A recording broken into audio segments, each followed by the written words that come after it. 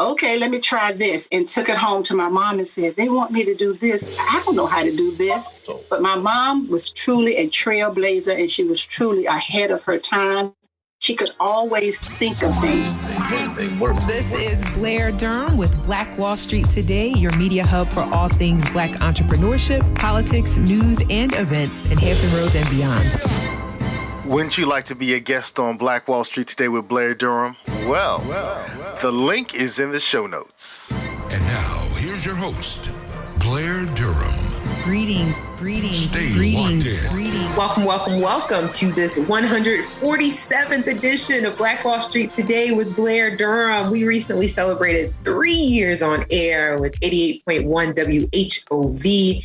We're excited. Today's show features a couple of inspiring entrepreneurs. It is possible to take what you have and get to where you're looking to go. With me now is Mr. Omar L. Harris. He is the founder of Intent Consulting, a business servant leadership thought leader and speaker. Omar Harris is also an award-winning best-selling author of 5 books, including Be a J.E.D.I Leader.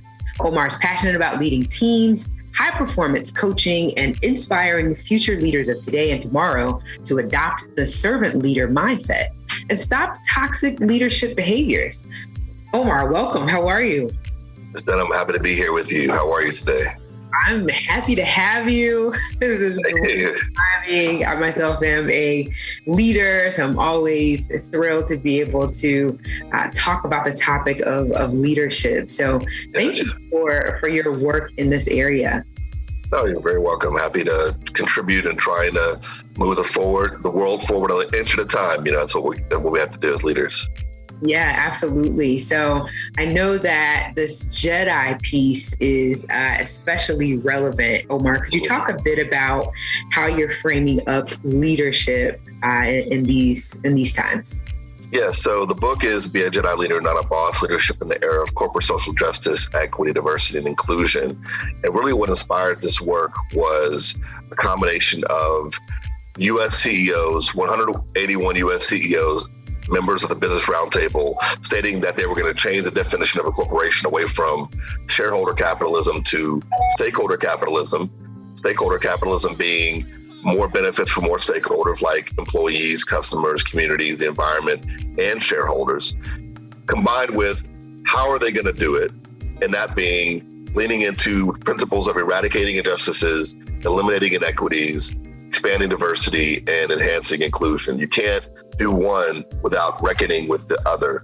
And, now is the time for this to happen because there's too much money being left on the table by companies not embracing these causes. I'll give you 4 figures right now that relate to the J, the E, the D, and the I. So Citigroup reckons that the amount of money lost due to discrimination in America of African Americans is $19.5 trillion. And that $5 trillion would come back into the economy just by society reckoning with racial discrimination. So $5 trillion right there.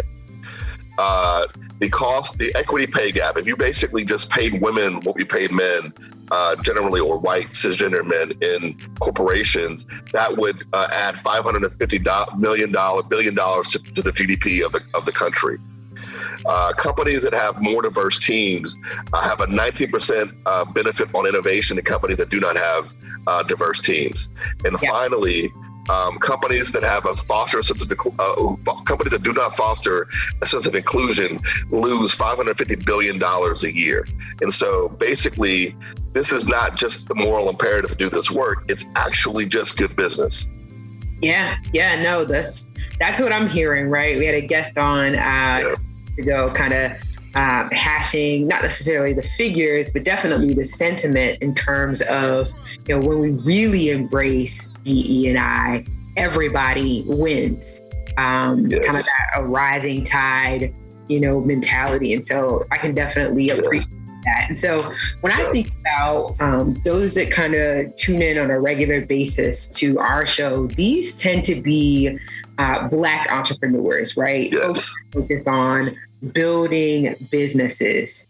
Think about some of the challenges that we experience in our very own community around just remaining unified, just experiencing and expressing loyalty as a function of the organizations that we're a part of. What do you impart when you are providing transformational leadership coaching to Black entrepreneurs? Well, to Black entrepreneurs, I say to embrace servant leadership early and often, because this is something that we can own. The archetypal leadership styles that we've grown up watching some of our white male peers practice is not going to work for us. And so we can't play the game. We can't win the game by the same rules that they play it by. And so servant leadership is a way to support and serve our organizations, our people, our communities in a way that will build that loyalty and that unity that we need. When senior leaders in Black-owned organizations truly act as servants to their employees, to their customers, to their communities, to the environment, this is when we really win together. And that's really the thing that I stress is style, is leadership style. Are you an authoritarian, or are you someone who leads with trust-based influence? Do you practice the power of positive psychology? So these are things tools that are in the toolbox that not a lot of leaders and many less Black leaders know are available to them. And so I like to try to teach those tools and pass on that information and wisdom to those leaders. Yeah. Thanks, Omar. I was going to ask you if you could give us just kind of a working definition of servant leadership, right? That could kind of help us juxtapose against some of the other styles that we may have seen. Right. So hierarchical leadership is basically just the typical boss, overseer, employee, customer model that you're used to. It's a hierarchy, right? So the employees on the bottom, you have overseers, and you have the senior management and maybe the CEO at the top of the organization. That structure creates toxicity and basically is a structure that is designed for ego to get out of control. Mm-hmm. Servant leadership is a reorientation of the hierarchy that puts the customer or the key stakeholder on top, the employee on top, the success enablers in the middle, and then the servant leaders at the bottom. So basically, the leader is holding up the organization versus commanding down the organization. That's the difference between servant leadership and what I call ego-driven, toxic leadership. What would you say then is the relevance of this model when you think about nonprofit organizations who kind of already have a bit of an inverted structure? You've got the board who's effectively running the organization, the executive director who may be leading the organization with a staff kind of there. How does that play out? Well, I think nonprofits are already built and oriented towards whatever outcome they're trying to achieve for whatever stakeholder they are. So they're already aligned structurally and philosophically and principally with what they're trying to achieve. So I actually think most nonprofits are already in that vein, but sometimes you have nonprofit leaders who are still a bit too ego-driven. Yeah. It can be rough. It can be rough. Don't make the work about you. Make the work about the benefit for the stakeholders. That's the key to success. Absolutely. So author 5 books. Run us through a couple of the other titles there that you penned. So my first book was actually a novel that took me 12 years to complete. It's called One Blood. It's written under a pseudonym, Kwantu Amaro. It's being made into a TV series as we speak. Oh, wow. Then I have a book that I wrote with my 2 publishing partners called From Authors to Entrepreneurs, Fate.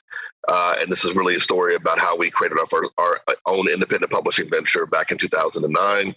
And then I began the leadership journey, the 3 leadership books that are out now.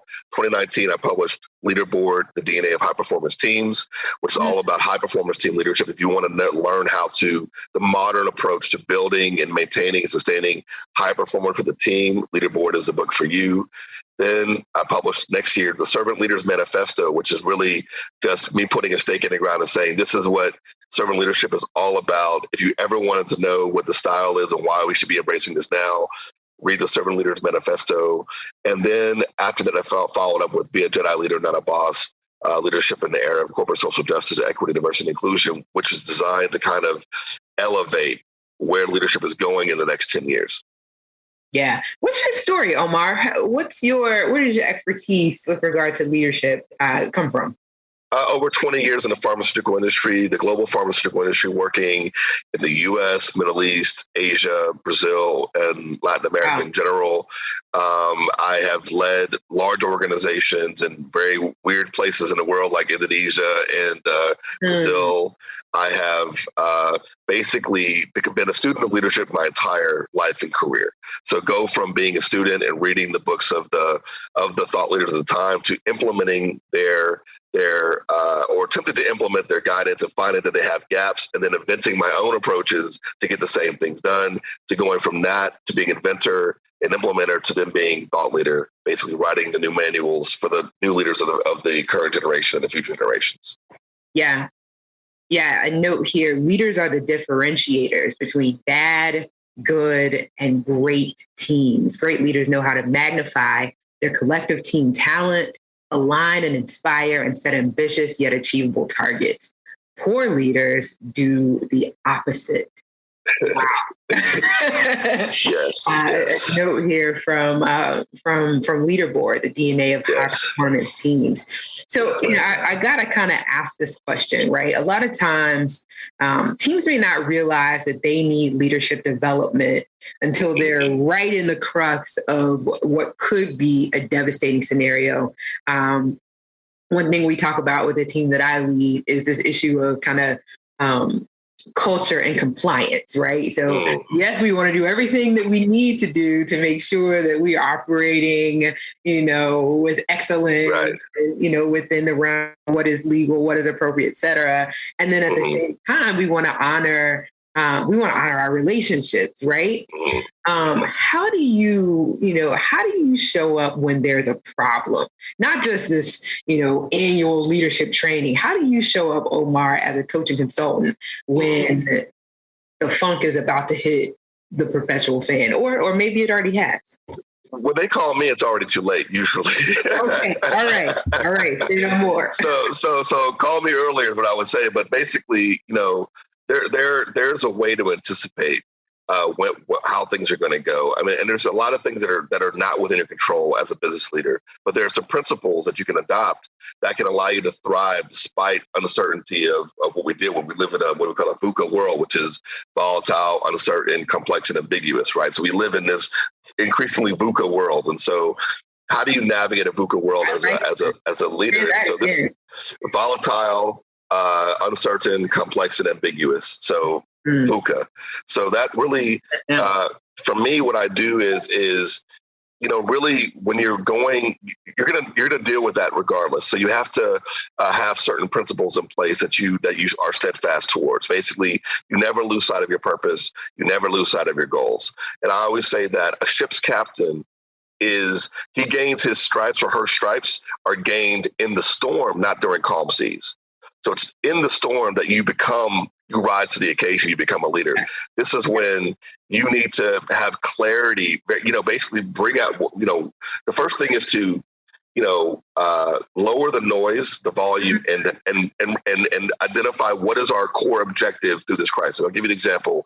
When I was still working in corporate just a little over a year ago in Brazil for a global pharmaceutical company, and when COVID hit, I had to establish several clear principles for my team. And my number one principle was, we will not lose a single customer as a result of COVID. Oof. That is my bar for this team. That is success. Yeah. So we need to measure every decision we're making against whether it's going to cause us to lose customers or to maintain our customers. That's our North Star. That's the only thing we need to focus on. Everything else we can work out. But let's have a North Star. And I think that I tell leaders to have your North Star. Be very clear on how you want to come out the other side of this thing. Where do you want to be? Is it going to be around? And a lot of times by stating a customer impact, it makes me focus on maintaining my employees, because, if I start cutting employees, I'm going to lose customers. If I start messing with my pricing policies, I'm going to lose customers. If I don't extend credit to my customers, I'm going to lose customers. If I don't have flexibility, if I don't empathize with them. So it creates a cascade of decisions and allows you to have that kind of thing you're going to hold on to despite all the ambiguity and complexity flowing around you in that crisis. So you got to have a North Star. And then you have to do basically just they call it 20-mile marching every day. So basically, what are we going to do every day as we get to this crisis? Because remember, the thing is, in a crisis, it's sort of like driving up a mountain, a curvy mountain like this, raining with fog with one headlight. You got to go slow yourself down. Basically, don't pretend you're in a Ferrari on a straightaway in the middle of the desert on a bright and sunny day. You can't go that fast. You got to slow it all down so you can see everything and perceive your environment. And that's the key to really being successful in the middle of a crisis, is having a North Star and slowing everything down so everybody can see what's happening, and you make decisions based on what you can see and what's real, and not on misperceptions and assumptions and, gossip or whatever else is out there. That's good, sir. VUCA. We live in a VUCA world. We live in a VUCA world. What was the V? The V was volatile. Uncertain, volatile, uncertain, complex, ambiguous. Is that yours? No. That's a commonly known. Yeah. All right. Just like J.E.D.I is not mine. J.E.D.I was created by a guy named Marcelo Bonta in the environmental DEI space. So these terms are out there. These terms are all out there. We know that the world is volatile, but just to hear it put together in that fashion, I really love what you said about crisis as well. I love what you said about crisis. Let me ask you one more question, if I might, seeing that we still have plenty of time. We're in the middle of a crisis, and we now understand kind of what has caused this crisis, and we're going to need to engage with an individual. We're going to have a tough conversation. Right. Outside of the sandwich model, we're going to layer something terrible between two compliments. Right. How do you go into this moment where you want to preserve the dignity of that individual, but you gotta let them know what you're doing could create a cancer for what we're looking to build? I'm kind of, not brutal when it comes to these kind of decisions, but I'm very pragmatic when it comes to these decisions, so it's got to, and my calculus is about skill or will.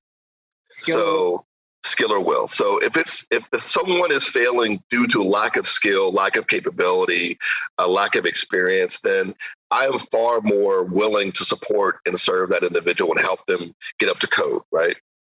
But I have low tolerance for will issues. So if you are someone who just is refusing to bring your best to work, or you are just being a toxic player, or you're unhappy in your general life and you're bringing unhappiness to the workforce, or you're a gossip mongerer, or you're a manipulative person, or you're someone like that has these characteristics, and I find out about it as a senior leader, it's not going to be a sandwich conversation. It's going to be a my way or the highway conversation. That's going to be the conversation, which is, this is your last chance. Like Morpheus in the Matrix, you take the blue pill, you wake up, you take the red pill, so you're going to either join us, get on the boat with us, and it's your last chance, and you're going to be on a very short leash, or I would love to help you find an environment where you're going to be happy, but it's not going to be here. I love it. We've got 4 minutes, 3.5 minutes or so remaining. Omar, point us to all the places where we can connect with you online, on social media. Talk to us about how we can engage. Well, on my website, www.omarlharris.com. If you're looking to hire me for consulting services, intentconsultants.co. If you want to hire me for motivational speaking, JEDIleader.com. And I've also launched a service called equitypulse.io, which is really a service for employees to be able to rate their employers related to progress on diversity, equity, inclusion, and justice initiatives anonymously. And so that's something that it's like the Glassdoor of ratings for employers around J.E.D.I issues. But you can also find me on LinkedIn, Omar L. Harris, Twitter, Strengths Leader, Instagram, OmarL.Harris. Yeah, I'm on that JEDIleader.com website. I like to talk the end of the boss, 7 rules for modern leaders. Wow. Yes. Why the boss archetype is leading to a global employee engagement crisis. Why influence. And, it's interesting, that first one, because you've got that. And then you've also got, what are they calling it? The Great Resignation happening. And so we really got to be keyed in, right? Yeah, I mean, I tell people all this. I've been talking about this. If you want to be a boss for yourself, like if that term empowers you as an individual, absolutely, be the best boss you can be. But the moment you're leading somebody else, stop being a boss and be a servant and be a supporter. Be a developer of people. Be a grower of talent and potential. Don't be a boss. Don't make it about you. It's not about you. Yeah. It's about whatever outcome we're trying to have for the community, for our customers, for our world. Yeah. That's what it's about.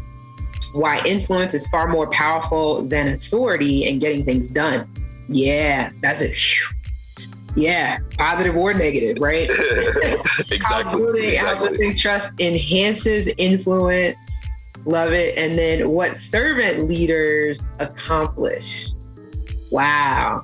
This is a great talk. Again, JEDIleader.com if you're interested in having Omar Harris come in and train your group or sit with your team. What an inspiring and impactful conversation, Omar. No, it's been wonderful. Thank you very much, Blair. No, I appreciate you. Again, just let me reiterate here. So it's JEDIleader.com and then intentconsultants.co. Okay, awesome. And then OmarLHarris.com. Yeah. Omar L. Harris. LHarris.com. You gave us one more though. And equitypulse.io. Equitypulse.io. Yeah. All things Omar. And then are you doing anything in the social media space where we can connect with you there? Yes. So Instagram, OmarL.Harris, Twitter, Strengths Leader, Facebook, Omar L. Harris, LinkedIn, Omar L. Harris. So you'll find me on all my socials, and let's engage, let's connect. My goal in life is to serve and support. So basically, I'm someone who, especially for Black entrepreneurs, let's talk. And I want to serve and support you in whatever capacity I can. There are definitely consultations I can do that are free. But one of the things that we talk about, we have to support each other. And that means treating ourselves professionally and paying for our services. I mean, that's one of the things, the hookup policy is killing us as a people. I agree. It's killing us. So we need to get past the hookups and get on to real business. It's a multi-layered issue. We're with poverty and lack of. So of course, but it's a mindset. It's a mindset. No, I agree, because we can become fully funded to do our work, and we can get staffed up to be able to provide better customer service, exactly. And then in turn not need to give a discount. Yeah, it's a thing.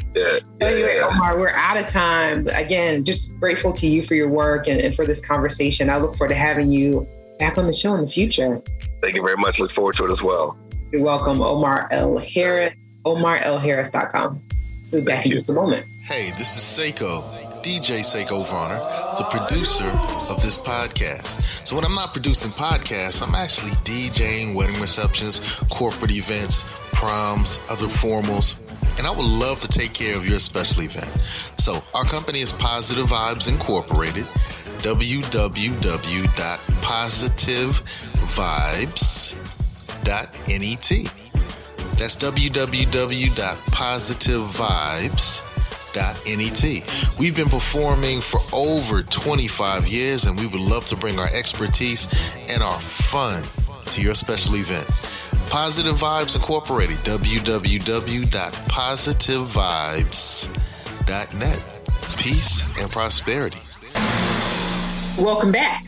Joining me now is Jacqueline Staples. She is the founder and owner of Gifts from the Heart, which began as a small gift basket company serving real estate entities that Jacqueline actually worked for. And she's now expanded to servicing local corporations, city conference centers, naval bases, as well as churches. Jacqueline, welcome to the show. How are you?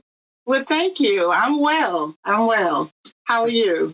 Doing well, and just grateful to have you here today. So thank you. It's a beautiful thing when something that you love to do can become something that you get paid to do, right? Yes. Isn't that amazing? That's it really is. Amazing.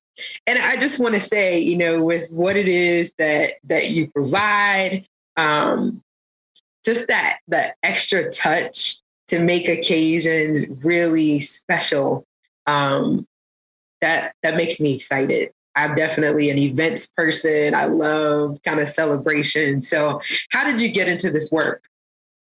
Well, I started, as I said, in my work for a real estate company. And my mom and I started doing baskets for 1 or 2 agents. They just asked me, could I make them a basket? Actually, my manager asked me, could I make a basket for a company meeting? And they want to give a little gift away. And I made it, and another agent saw it and said, oh, can you make me a basket for a new homes? I'm selling a house and I want to give them a little something. And it grew from there. And I also did baskets for when they were building homes for Homerama. I did baskets to set in the new houses as well. So what comprises a basket? Talk to us, just, you know, if I'm going to open up one of these gift baskets, what's going to be inside? Are these handmade items? Yes, some of them are handmade. Most of them are products that I buy from somewhere else, and you just put them together. The unique thing about my baskets, Blair, are that they are unique. You will not find them in Walmart or BJ's or Sam's or somewhere like that. All of my baskets are definitely one of a kind. Items that are geared to the person or to the company. For instance, if someone says they are getting something for their mother or a family member or anyone, I always ask questions about that person because I want the basket to be unique to them, right down to the colors, their favorite colors. I put things in there that are their favorite colors.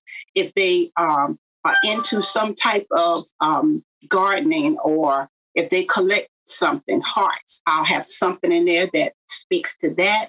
And they will know when they see that basket and open it that it was made for them, that it was not just bought off of a shelf with 100 other baskets that look the exact same. So these are personalized items. Yes, sure. Yes, definitely. Yeah. And that's what we like to do. That's what my mom and I like to do. Awesome. And so on the corporate side, because I've got some questions about working with your mom, right? I want to talk about that. But on the corporate side of things, how are you able to kind of make an impact there? So you think about corporate gifts. What do these tend to consist of? If someone are interested in doing something on a corporate level. Well, when I did corporate things for Canon and for Chesapeake Conference Center, they had me to make gifts for their vendors or for their Christmas gifts that they were giving out to their vendors. And so with that, I could make a multitude of things, but they were all may have been in different colors or whatever the holiday was, maybe like Christmas or 4th of July. I would make items that all of their guests would be tickled to have. And they were selected items that I particularly did from them. And when I did Canon, every year, Canon over on the Peninsula side would contact me. They have a huge, it's like a cookout or whatever that they have for their employees to Appreciation Day, sort of kind of thing. And they always wanted something that everybody could pick from. So I would make a huge basket, wagon, cooler, or whatever it was that I made, and I would put things in it that they all could pick from. I love that idea. Well, thank you. Really cool. Thank you. That's really, really cool. Okay. So you mentioned that Gift from the Heart. Are you currently operating it with your mother, or where did it come in terms of you and your mother working together? Well, no, she's here with me in spirit. Yeah, she passed. Yeah, she passed some years ago, and she was the catalyst behind me even thinking. I had no idea because my background was retail, always worked in stores with clothing. I did fashion shows. I was fashion coordinator and things like that. I had no idea that I would even be able to think of a way to do a basket. And when I was asked at the real estate company, it was really kind of, okay, let me try this, and took it home to my mom and said, they want me to do this. I don't know how to do this. But my mom was truly a trailblazer, and she was truly ahead of her time. She could always think of things. And so we did it together. And then it snowballed from there. And so she was my right hand, you know. And if I was having... Now you are able to work in your business full time? When I was at the real estate company? No, I mean, with Gifts from the Heart. This is all you do?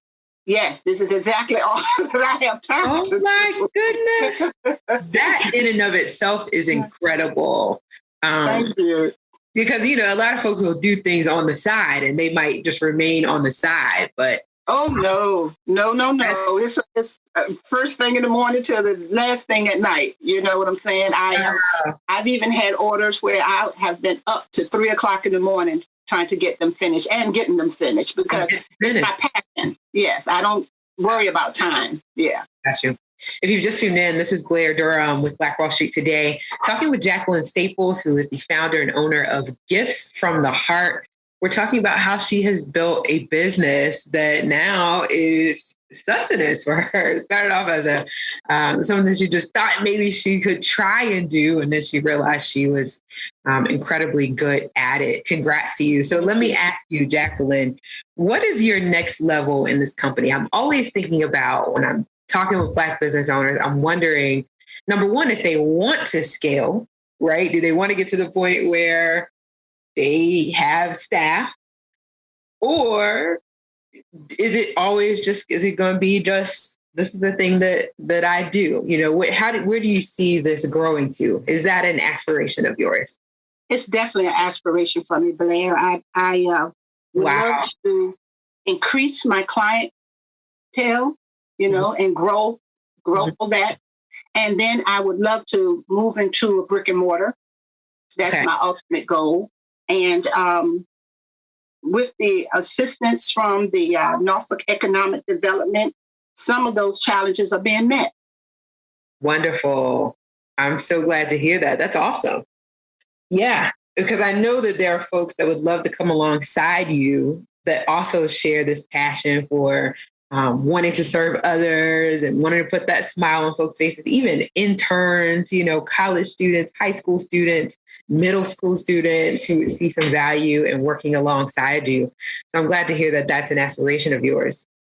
Yes, and I am looking for that because I'm going to need some help. You know, eventually I'm going to need some help. As a matter of fact, I've just been scheduled to be at J.E.D.I downtown Norfolk, and I will be teaching. Thank you. I'm really tickled about that. I will be teaching classes there on how to make gift baskets. They're particularly this year, they're particularly picking me to do Christmas baskets. So I will be down there in November, and right now they're negotiating December as well. And I'll be teaching classes on how to make Christmas baskets. So I'm really thrilled about that.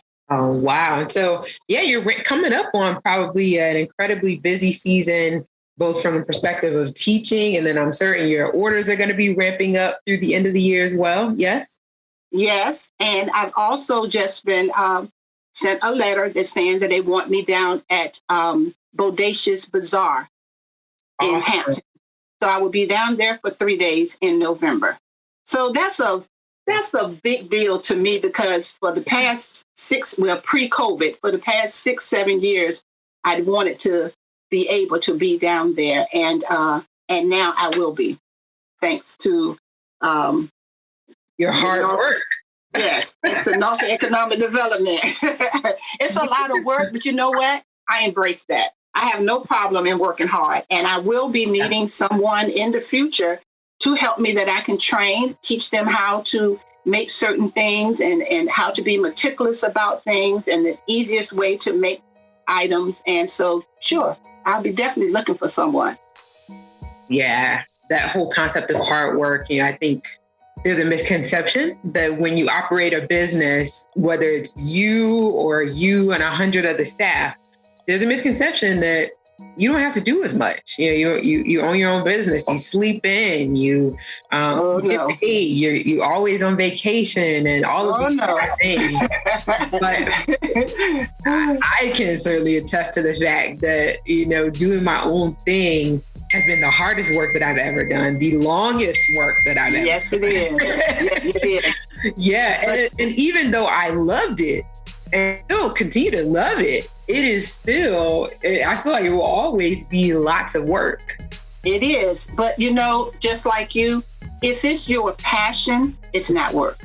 Yeah. If it's your passion, exactly, and you get enjoyment out of it, you receive just a wonderful feeling. I mean, I honestly get goosebumps when someone is receiving something of mine, and I always ask for feedback. Well, sometimes I am delivering. I had a lady from Raleigh to place an order with me for 2 baskets, sympathy baskets, and I delivered them to the persons that lived here. One was in Virginia Beach, one was in Norfolk. And I stood there and I was almost tearing up because the ladies were so appreciative and thought that it was so beautiful. And oh my gosh. And the young lady told me something about the 2 ladies, and I made the baskets accordingly and delivered them. Let me ask you this question, Jackie, because this is a question that's coming up in my head. Do you ship the basket? No, I do not. Okay. Not at this time. Okay. I'll say that. Not at this time. No, that's a great answer. At this time. Not at this time. So you're doing deliveries in the 757 area? Yes, and Peninsula side as well. Okay. Perfect. I love it. Mm-hmm. Hey, we've got about a minute remaining. Please share how we can contact you. How can we connect with you, engage with you? For those that are interested, I know people are thinking, oh my gosh, I need to get a basket for my mother. Oh my goodness, I need to get a basket for my best friend. Yeah. For my website. Go ahead. My website address is jvs-gfth.square.site/. And if they want to reach me on Facebook, they can reach me at www.facebook.com/JVS Gifts with the S from the Heart. Right now, I'm in the process of setting up LinkedIn and my Instagram. You are off to an awesome start. Congratulations to you. Thank you. I'm excited about where you are now and where you're going. So when we get off the line, I'd definitely love to give you a resource to where you can get some interns that would be free to you, but paid by another organization. So I'll share that. Oh, my word. That would be awesome. Yeah, definitely. Awesome. Definitely. Okay. Well, we will connect again. Jacqueline, it's been a pleasure having you on the show. Jacqueline with Gifts from the Heart. Jacqueline Staples with Gifts from the Heart. She's just articulated how you can contact her. We're excited about Thank you so much. And thank you for having me. A huge thank you to today's guest. It was a pleasure hearing from Omar Harris, the founder of Intent Consulting, as well as Jacqueline Staples with Gifts from the Heart. We're grateful to our sponsors, Milestone Mental Health Agency, Apex Financial Group of Virginia, as well as the COO team for their generous sponsorship of Black Brand, as well as Black Wall Street Today. And we're grateful to you. Thank you for tuning in to Black Wall Street Today, where we're building minds, building connections, and forging the path ahead toward business success in the Black community. We'll look forward to talking next week. This show was brought to you by the consulting services of Positive Vibes Incorporated. We do credit fixes, we do debt restructuring, and we put money in the pockets of real estate investors. So give us a call. We can fix your credit. We can restructure your debt. And if you're a real estate investor, I would love to put thousands of dollars into your pockets. 757-932-0177. That's 757-932-0177. Phenomenal. Stay with us online at Black Wall Street Today on Facebook and Black Wall Street Today on Instagram. And then follow us on Twitter as well at BWS Today. We look forward to talking again next week. Have a wonderful week. I have said and I will continue to say that the most important priority for the Black community is the Black community, not a particular political party. Phenomenal. Hey, yo, when I say Black, you say Wall Street. Black Wall Street. When I say Black, you say